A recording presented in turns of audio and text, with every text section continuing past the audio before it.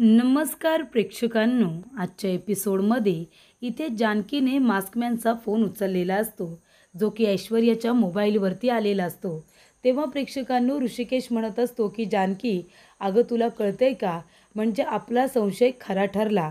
इथे ऐश्वर्या आणि तो मास्कमॅन दोघेजण एकमेकांना भेटलेले आहेत आणि ते दोघेजण मिळून हे सगळं प्लॅनिंग करतायत, असं इथे ऋषिकेश आता जानकीला सांगतो. ऋषिकेश म्हणत असतो, जानकी तू एक काम कर ना, इथे या मास्कमॅनने ज्या नंबरवरून फोन केला आहे तो नंबर, त्याच्यावरून त्या दोघांनी एकमेकांना काही मेसेज केलेत का ते बघ बरं.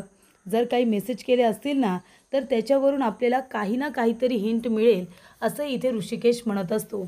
तेव्हा जानकी म्हणते, ऋषिकेश बरोबर बोलताय तुम्ही, म्हणजे आपला संशय खरा ठरला होता. इथे ऐश्वर्या एकटी हे सगळं करूच शकत नाही, तिला नक्कीच कुणाची तरी मदत मिळालेली आहे. त्यानंतर प्रेक्षकांनो इथे ऐश्वर्या आपला मोबाईल शोधायला आलेली असते. ती म्हणते, आजी अहो किती तयार होत आहे, लग्न तुमचं नाही माझं आहे, मी तयार झाले तरीसुद्धा तुम्ही अजून तयार नाही झालात. तेव्हा आजी म्हणते, अगं तू काय शोधतेस. तेव्हा ऐश्वर्या म्हणते, आजी अहो मी माझा मोबाईल शोधते, कुठे माझा मोबाईल. तेव्हा आजी म्हणते, नाही तुझा मोबाईल इथे नाही आहे, मला तर नाही दिसला. तेव्हा इथे ऐश्वर्याला आठवतं, म्हणजे मगाशी ती जानकी आणि अवंतिका बरोबर वाद घालायला गेलेली असते तिची साडी मागायला. तेव्हा तिने रागानेच तिथे तिचा मोबाईल बेडवरती टाकलेला असतो आणि तेव्हा इथे ऐश्वर्याला ती गोष्ट क्लिक होते आणि ती म्हणते, अरे देवा, याचा अर्थ माझा मोबाईल त्या जानकीच्या रूममध्ये आहे. आणि ती धावत पळत आता जानकीच्या रूमकडे येते. तेव्हा इथे आता जानकी ऋषिकेश दोघेजण तो मेसेज चेक करतात. त्या मेसेजमध्ये जानकीला समजलेलं असतं की तिची आई जिवंत नाही आहे, म्हणजे त्या नंबरवरून मेसेज नाही आला आहे, पण दुसऱ्याच नंबरवरून मेसेज आला आहे. कोणीतरी सांगितलं आहे की माझी आई जिवंत नाही आहे म्हणून. माझी आई जर जिवंतच नाही आहे तर ऐश्वर्या हे सगळं नाटक काय करते. त्यानंतर प्रेक्षकांनो इथे आता जानकी तो मेसेज वाचत असताना त्या ठिकाणी ऐश्वर्या येते आणि तिच्या हातातून मोबाईल खेचून घेते आणि म्हणते, काय गे जानकी, लाज नाही वाटत तुला, माझा मोबाईल घेऊन तो चेक करण्याचा प्रयत्न करतेस. तेव्हा जानकी म्हणत असते, अगं आमची काय लाज काढतेस, तुझ्यासारख्या बाईनी तर लाजेबद्दल काही बोलायलाच नको. तू किती खालच्या पत्तीला गेलेली आहेस ना, हे आमच्यापेक्षा जास्त तुला स्वतःलाच माहिती आहे, कळतंय ना, त्यामुळे तू या गोष्टींबद्दल अजिबात बोलू नकोस. तेव्हा ऐश्वर्या म्हणत असते, जानकी बास झाली गं तुझी आता बडबड, याने आता काही उपयोग होणार नाही आहे, कळलं का. आज माझं आणि ऋषिकेशचं लग्न आहे, फायनली आता लग्न होईल, मग तुझी काय अवस्था होते ना जानकी, ते तू बघच. तेव्हा ऐश्वर्या म्हणते, ऋषिकेश आणि हे काय, अजून तुम्ही तयार नाही झालात का. ऋषिकेश अहो लवकरात लवकर तयार व्हा, तिकडे गुरुजी पण आले, सगळी तयारी झाली, मुहूर्त निघून जाईल, तुम्ही लवकर तयार होऊन या बरं. तेव्हा इथे ऋषिकेश म्हणतो, ऐश्वर्या तू जा पुढे, मी आलोच. त्यानंतर इथे ऐश्वर्या गेल्यानंतर ऋषिकेश म्हणत असतो की जानकी, आता या बाईला तिच्या गुन्ह्याची शिक्षा देण्याची वेळ आलेली आहे. आता तिने जे जे काही गुन्हे केले, ज्या काही चुका केल्यात ना, त्या सगळ्याची तिला आता भरपाई करायची वेळ आलेली आहे. सगळं तिला रिटर्नमध्ये देणार, तिला बरोबर धडा शिकवायचा. ठीक आहे ना जानकी. तेव्हा जानकी म्हणते, हो ऋषिकेश, आता हे सगळं करायची वेळ आलीच, कारण का इथे आता जानकीची आई जिवंत नाही आहे ही बातमी जर समजली आणि ही गोष्ट जर ऐश्वर्याला माहिती आहे, तर मग हे लग्नाचा घाट घालून काही उपयोगच नाही आहे, हे जानकीच्या लक्षात आलेलं असतं. आणि तेव्हाच प्रेक्षकांनो ऋषिकेशने आता शेवटचा घाव घालायचा निर्णय घेतलेला असतो. तो सौमित्राला फोन करतो आणि म्हणतो की सौमित्र, मी तुला जे काही सांगणार आहे ना, तसंच तुला अगदी बरोबर करायचं आहे. आता मी जे काही सांगतोय ते शांतपणे ऐकून घे. तेव्हा प्रेक्षकांनो इथे आता सौमित्राला ऋषिकेशने सगळ्या प्लॅनबद्दल समजावून सांगितलेलं असतं. त्यानंतर प्रेक्षकांनो ऐश्वर्या इथे पूजेसाठी बसलेली असते, ऋषिकेशची वाट बघत असते. छान इथे सनई चौघडा हा वाजत असतो. ऐश्वर्या सुंदर नवरीसारखी तयार होऊन त्या ठिकाणी बसलेली असते आणि ऋषिकेशची वाट बघत असते. तेव्हा सौमित्र येतो आणि म्हणतो, सारंग, दादाचा फोन आला होता, त्या ऐश्वर्याची आता घरातून हकलपट्टी करण्याची वेळ आलेली आहे, पाठवणी करण्याची वेळ आलेली आहे. तेव्हा सारंगला खूप आनंद होतो, कारण कधी एकदा त्या ऐश्वर्याला सगळ्यांसमोर एक्सपोज करते असं सारंगला झालेलं असतं. त्याचबरोबर प्रेक्षकांनो इथे आता जानकी ऋषिकेश दोघेजण आलेले असतात. जानकी इथे ऋषिकेशचा हात पकडूनच उतरत असते. त्या दोघांचे चेहरे पूर्णपणे उतरलेले असतात, पण इथे ऐश्वर्या मात्र त्यांच्याकडे बघा खुन्नस देऊन बघते. ऐश्वर्याला असं वाटत असतं की कधी एकदा ऋषिकेश वरती येतोय आणि माझ्याबरोबर त्याचं लग्न होतं आहे. इथे तर आता जानकीला धडासुद्धा शिकवायचा आहे आणि दुसरी गोष्ट म्हणजे ऋषिकेशसारखा नवरा आणि त्याचबरोबर रणदिवेंच्या प्रॉपर्टीवरती तिला इथे अधिकार मिळवायचा असतो आणि ऋषिकेशबरोबर लग्न झाल्यानंतर तसाही तिला तो मिळणारच असतो. त्यानंतर प्रेक्षकांनो, इथे आता छान असा छोटासा स्टेज तयार केलेला असतो. त्याच्यावरती लग्नाचे सगळे विधी होणार असतात. त्याचबरोबर प्रेक्षकांनो, इथे आता गुरुजी म्हणतात की हे घ्या आणि आता मुंडावळ्या नवरदेवाला बांधा. तेव्हा मुंडावळ्या जानकी हातामध्ये घेते आणि आता तिच्या नवऱ्याला ऋषिकेशला ती मुंडावळ्यासुद्धा बांधते. तेव्हा प्रेक्षकांनो, इथे जानकीचं हृदय अगदी भरून येत असतं. तिला इथे त्रास होत असतो, पण आता करायचं तर काय करायचं? कारण का हे सगळं आता जानकी करत असते आधी तर आपल्या आईसाठी आणि नंतर आपल्या रणदिवे कुटुंबाला ऐश्वर्याच्या तावडीतून वाचवायचं असतं म्हणून. त्यानंतर प्रेक्षकांनो, सगळेजण आता स्टेजवरती उभे राहिलेले असतात. ऐश्वर्या सोडल्यास कुणीही खुश नसतं, कुणीही आनंदी नसतं. नानासुद्धा बघा ऐश्वर्याकडे किती रागाने बघतायत. तेव्हा प्रेक्षकांनो, इथे आता ऐश्वर्याचं काही खरं नसतं. ऐश्वर्या आपल्या मनामध्ये म्हणत असते की चला एकदा का आता हे अंतरपाट बाजूला झालं की मी पटकन ऋषिकेशच्या गळ्यामध्ये हार घालेन. एकदा का लग्न झालं की मग या घरावरती माझं वर्चस्व कायम राहील. त्यानंतर प्रेक्षकांनो, इथे आता अंतरपाट असताना नाना आणि सौमित्र दोघांनी ते अंतरपाट पकडलेलं असतं आणि गुरुजी आता इथे मंगळाष्टका बोलत असतात. तेव्हा इथे सगळेजण बघा सगळेजण टेन्शनमध्ये आलेत. नक्की काय होतं आहे, कसं होईल, प्लॅन सक्सेसफुल होईल ना की नाही होणार, सगळ्या गोष्टी आता मनामध्ये चालू असतात. आणि तेव्हा प्रेक्षकांनो, अंतरपाट आता बाजूला होतं. शुभमंगलम सावधान असं म्हणून आता नवरी नवरदेवाला हार घालणार असते आणि नवरदेव नवरीला हार घालणार असतो. आणि तेवढ्यातच प्रेक्षकांनो, हार घालत असतानाच त्या ठिकाणी आलेला असतो तो म्हणजे सारंग. सारंगला जिवंत बघितल्यानंतर आजी आणि ऐश्वर्याच्या पायाखालची जमीनच सरकलेली असते. कारण बाकी सगळ्या लोकांना माहिती असतं की सारंग जिवंत आहे म्हणून, पण इथे ऐश्वर्यालाच माहिती नसतं. ऐश्वर्या जेव्हा सारंगला समोर धडधाकड बघते तेव्हा तर तिला खूप मोठा धक्का बसतो. तिच्या हातामध्ये असलेला तो हार आता खाली पडलेला असतो आणि त्यानंतर प्रेक्षकांनो, सारंग तिच्याकडे एकटक रागाने बघत असतो. तेव्हा इथे ऐश्वर्या म्हणत असते, सारंग सारंग इथे खरोखर आलेत का? सारंग इथे आलेत ते तुम्हाला सगळ्यांना दिसत आहेत का? सांगा ना, सारंग तुम्हाला सगळ्यांना दिसत आहेत? तेव्हा तिथे ऋषिकेश येतो आणि म्हणतो, हो ऐश्वर्या, सारंग आम्हाला सगळ्यांनाच दिसतोय. कारण सारंग आमच्या सगळ्यांच्या समोर खरोखर इथे उभा आहे, कळते का तुला? तेव्हा इथे ऐश्वर्या म्हणत असते, नाही पण हे सारंग कसे काय असू शकतात? नाही नाही नाही, सारंग जिवंत असू शकत नाही.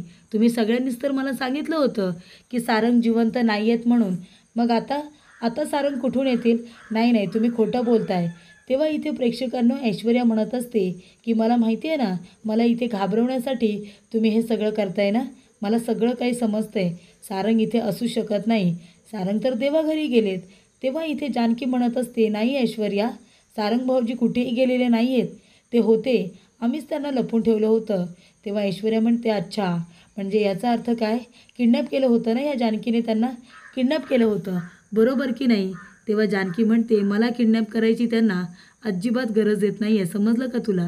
तेव्हा ऐश्वर्या म्हणत असते, आजी तुम्ही तरी बोला ना, भास आहे ना, हा भास आहे ना सगळा, सारंग खरोखर जिवंत नाही आहेत ना, हे लोक खोटं बोलत आहेत ना? तेव्हा इकडे जानकी म्हणत असते, हो मी खोटं बोलते.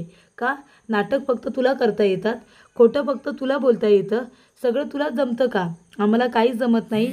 पण सारंग भाऊजी जिवंत आहेत, ते अगदी सुखरूप आहेत, कळतंय तुला? सारंग भाऊजींना काही झालेलं नाही आहे.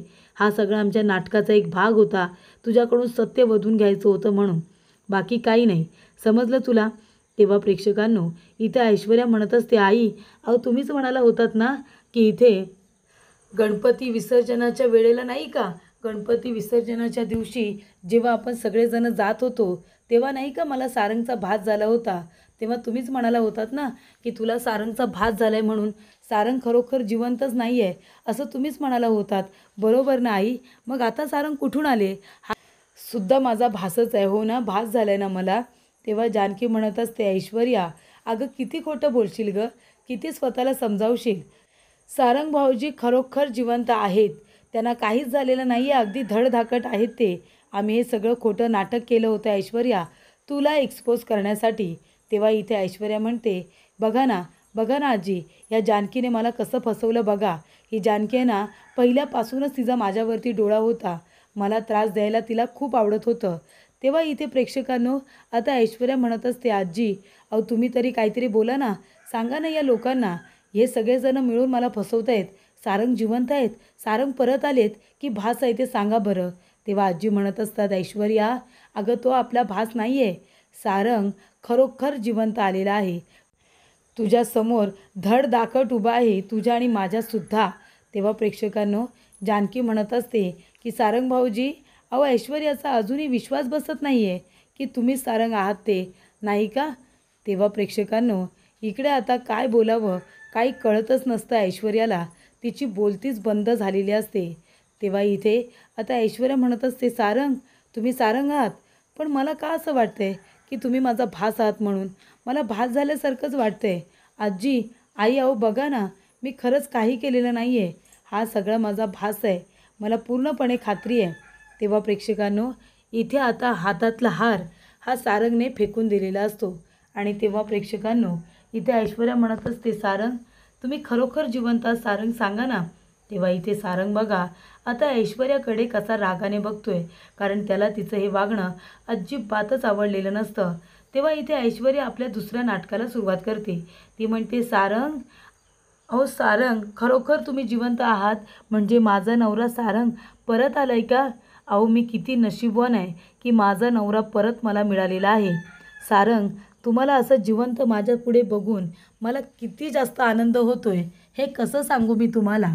तेव्हा इथे सारंग म्हणतो, खरंच तुम्ही मला जिवंत बघितलं तर तुम्हाला आनंद झाला? मला जिवंत बघून तुम्हाला इतका आनंद झाला ऐश्वर्या? तेव्हा ऐश्वर्या म्हणते, हो सारंग हो, देवी आई अगं तुझे खूप खूप आभार की माझे सारंग अगदी सुखरूपरित्या परत आले, ते तुझे खूप आभार.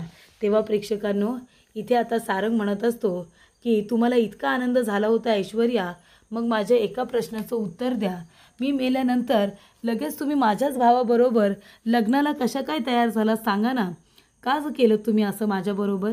म्हणजे मी जिवंत नाही आहे हे समजल्यानंतर तुम्ही लगेचच ऋषिकेश दादाबरोबर लग्नाला तयार झालात? अहो ऋषिकेश दादा आणि जानकी वहिनी यांचं लग्न झालं आहे, त्यांचा संसार आहे, आणि तुम्ही ते मोडून तुम्ही इथे दादाबरोबर लग्नाला तयार झालात का? कशासाठी ऐश्वर्या? हे का केलं तुम्ही? ऐश्वर्या म्हणते, सारंग प्लीज मला चुकीचं समजू नका. हे बघा तुमच्याशिवाय मी कधीच कुठल्या दुसऱ्या पुरुषाचा विचारसुद्धा केलेला नाही आहे. मी खरंच सांगते सारंग, माझ्या मनामध्ये खरंच काही नव्हतं. मी काही मनामध्ये पाप ठेवून करत नव्हते. सारंग खरं सांगू का, पण तुम्ही गेल्यानंतर मी खूप एकटी पडले होते हो. या घरामध्ये कुणीही मला समजून घेणार नाही, कुणी माझं काही ऐकून घेणार नाही असंच मला वाटत होतं, आणि म्हणूनच मग मी निर्णय घेतला. हा निर्णय मी माझ्या मर्जीने घेतला नव्हता सारंग, जीवावरती दगड ठेवून हा निर्णय मी घेतला होता. ऋषिकेशबरोबर लग्न करण्यात मला अजिबात इंटरेस्ट नव्हता, पण मला इथे घरामध्ये स्थान आणि त्याचबरोबर बाळाला इथे वडिलांचं नाव मिळावं यासाठी मी केलेला हा प्रयत्न होता सारंग. नाहीतर तुम्हाला पण माहिती आहे ना माझं तुमच्यावरती किती प्रेम आहे ते. आपण दोघेजण एकमेकांबरोबर किती चांगले राहायचो हे तुम्हाला पण आठवतं आहे ना. मग अचानकपणे असं का बोलताय तुम्ही माझ्याबरोबर? तेव्हा सारंग म्हणतो, ऐश्वर्या अहो आता तरी हा साळसूतपणाचा आव आणू नका, आणि माझ्यासमोर तर मुळीच नको, कारण तुम्ही काय षडयंत्र रचलीत, तुम्ही काय काय कारस्थानं केलीत हे आमच्यापेक्षा जास्त कुणाला माहिती असणार. आम्हाला माहिती आहे तुम्ही काय काय केलेलं आहे ते. त्यामुळे प्रेक्षकांनो, सारंग म्हणतो, ऐश्वर्या तुम्ही तर आता गप्पच बसा, तोंडातून एक शब्दसुद्धा काढू नका. मी तुम्हाला बरोबर ओळखले ऐश्वर्या, बरोबर ओळखले. तुम्ही मला फसवलंत. माझ्या भोळ्या भाबड्या प्रेमाचा फायदा घेऊन मला माझ्या घरातल्या लोकांच्या विरोधात उभं केलं. माझं घर तोडायला निघाला होतात ना तुम्ही. माझ्या डोळ्यावरती तुमच्या प्रेमाची जी पट्टी होती ना ती कधीच बाजूला झाली ऐश्वर्या. आता ह्या डोळ्यामध्ये तुम्हाला प्रेम दिसतंय की फक्त तिरस्कार दिसतोय? ते प्रेम कधीच संपले ऐश्वर्या, कधीच संपले. तुम्ही मला एकटं पाडलं, तुम्ही मला सोडून गेलात. अहो पण माझं कुटुंब, ज्या कुटुंबाच्या विरोधात मी उभं राहिलो त्यांना तुमच्या प्रेमासाठी, तुमच्या खोट्या प्रेमासाठी वाटेल तसं बोललो. माझे नाना, माझी आई यांनी मला इतकं समजावलं तरीसुद्धा मी त्यांचंही ऐकलं नाही. ऋषिकेश दादा, वहिनी, सौमित्र दादा, वहिनी या सगळ्यांनी मला सांगितलं, पण मी तुमच्यावरती अविश्वास कधीच दाखवला नाही. पण तुम्ही असं का केलं ऐश्वर्या? सांगा ना, का केलं तुम्ही? मला तुमच्याकडून अशी अजिबातच अपेक्षा नव्हती. तेव्हा ऐश्वर्या म्हणत असते, सारंग प्लीज, प्लीज सारंग, एकदा माझं ऐकून घ्या. हे बघा, मी काही जाणून-बुजून केलेलं नाही आहे. काही जाणून-बुजून नाही केले मी. हे बघा, ऐश्वर्या म्हणत असते की सारंग, अहो मी प्रेग्नंट आहे ना, म्हणून मला खोटं बोलावं लागलं. आपल्या बाळाला बापाचं नाव मिळावं म्हणून म्हणून मी हे सगळं केलं, बाकी काही नाही. तेव्हा सारंग म्हणतो की मला माहिती आहे ऐश्वर्या, बाळाचं नाव पुढे करू नका ऐश्वर्या. खोटं बोलताय तुम्ही, कारण तुम्ही प्रेग्नेंट नाहीच आहात आणि हे बोलणं मला आता कळलं आहे. तेव्हा इकडे ऐश्वर्या म्हणते, हे काय बोलताय तुम्ही सारंग? हे कसं शक्य आहे? मी तर कॅफेमध्ये गेलेच नव्हते. तेव्हा सारंग म्हणतो, हो, तुम्ही ज्या कॅफेमध्ये गेला होतात ना तुमच्या या मैत्रिणींबरोबर, तेव्हा तुमच्या मैत्रिणीसुद्धा माझ्यावरती फिदी हसत होत्या. अहो ऐश्वर्या, जर तुम्हाला इथे माझ्याबरोबर लग्नच करायचं नव्हतं, तुम्हाला जर माझं बाळच नको होतं, अहो मग का केलं तुम्ही माझ्याबरोबर लग्न? माझा संसार उद्ध्वस्त करण्याची तुम्हाला काही गरज होती का? असं इकडे आता सारंग म्हणत असतो. तेव्हा प्रेक्षकांनो, इथे ऐश्वर्या आता रडायचं नाटक करत असते, पण तिला एक गोष्ट समजलेली असते की आता इकडे हा सुद्धा चिडलेला आहे. त्यामुळे आता इकडे ऐश्वर्या सगळ्यांच्या समोर सांगत असते, मी खोटं बोलत नाही आहे, मी खोटं बोलत नाही आहे. तेव्हा सुमित्रा म्हणते, बास झालं ऐश्वर्या, बास कर तुझी नाटकं का आता. तुझ्या नाटकाला आता मी भुलणार नाही. आतापर्यंत आमच्या डोळ्यावरती पट्टी होती, पण ती आता बाजूला झाली आहे आणि आम्हाला आता लख्ख सगळं काही स्पष्टपणे दिसतंय. अगं किती आणि काय काय कारस्थानं केलीस, तुला काय वाटतंय आम्हाला माहिती नाही आहे का? माझ्या मुलाच्या प्रेमाचा इथे आता स्वतःसाठी फायदा करून घेतलास, त्याला आमच्या विरोधात भडकावलंस आणि त्याला इथे घर तोडायला सांगितलंस. तेव्हा सारंग म्हणतो, नाहीतर काय, माझ्या नानांना, माझ्या आईला किती त्रास सहन करावा लागला, पण हे सगळं मी कुणामुळे केलं? तुमच्यामुळे, तुमच्या खोट्या प्रेमासाठी केलं मी हे सगळं. तेव्हा प्रेक्षकांनो, सुमित्रा म्हणत असते की सारंग काठी आण, आज हिची चांगलीच वरात काढते की नाही बघच तू. तेव्हा प्रेक्षकांनो, इथे आता सारंग काठी आणण्यासाठी जात असतो.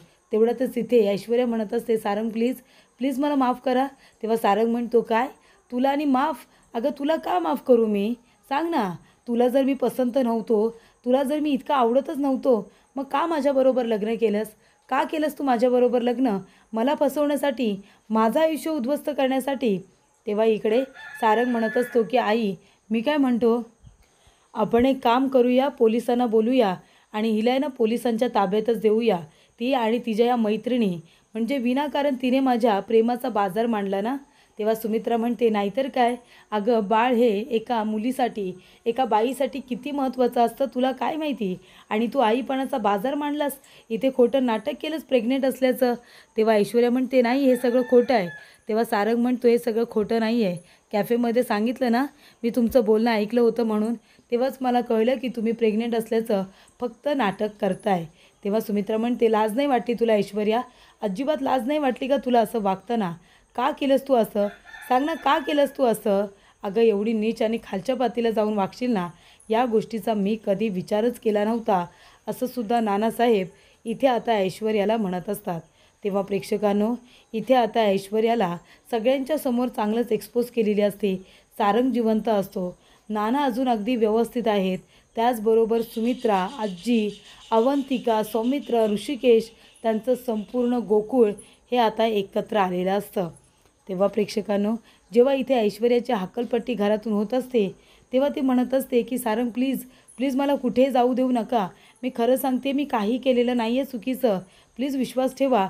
तुमच्याशिवाय अहो मी कधीच कुणाचा विचारसुद्धा केलेला नाही आहे आणि तुम्ही मला सोडून जात आहे. प्लीज सारंग असं करू नका प्लीज. तेव्हा प्रेक्षकांनो, इथे आता सारंग ऐश्वर्याचं काहीच ऐकायला तयार नसतो. सारंग म्हणत असतो, ऐश्वर्या अगं तुझा हा चेहरा आहे ना, तो नजरेतून पडला आहे माझ्या. राग येतो आहे मला तुझ्याकडे बघितल्यानंतर, कळलं का? तेव्हा इथे प्रेक्षकांनो, आता पुढील भागामध्ये इथे ऐश्वर्या लताचा हात पकडते, तिला धक्के मारून बाहेर काढते, लाठीकाठीसुद्धा करते, लाठीकाठीचा सुद्धा धक्का तिला देते आणि त्यानंतरला प्रेक्षकांनो, इथे आता घराच्या बाहेर ढकलल्यानंतर इथे आता ऐश्वर्या बरोबर आपल्या पायांवरती पडलेली असते. तिला इथे पाय टेकवायची तशी खूपच जास्त गरज होती ना, शेवटीला तिचे पाय टेकलेच. तेव्हा प्रेक्षकांनो, नानांना आता इकडे खूपच जास्त बरं वाटतं, कारण इथे आपल्या कुटुंबाला न्याय मिळालेला असतो. ऐश्वर्याला एक्सपोज केल्यानंतर तिची हक्कलपट्टी आता घरातून जानकीने आणि इथे सुमित्राने दोघींनी मिळून तिला बाहेर काढलेलं असतं. तिच्या गुन्ह्याची शिक्षा तिला देण्याची वेळ आलेली असते.